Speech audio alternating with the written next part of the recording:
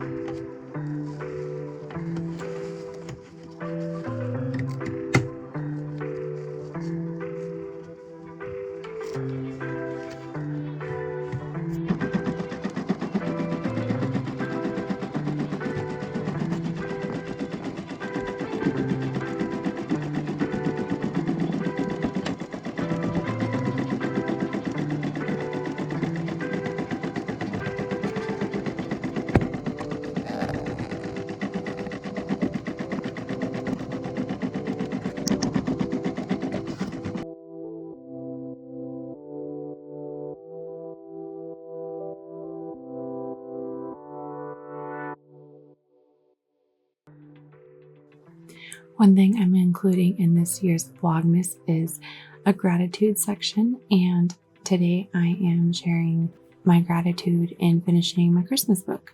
I haven't got it completely formatted and cleared with KDP, but I'm working on that. But it is done, which is like the hugest part of the project. So I'm excited to share that soon. I also want to share a daily musical practice, so I'm going to end this video on one of my favorite Christmas hymns to play. I hope you enjoy it.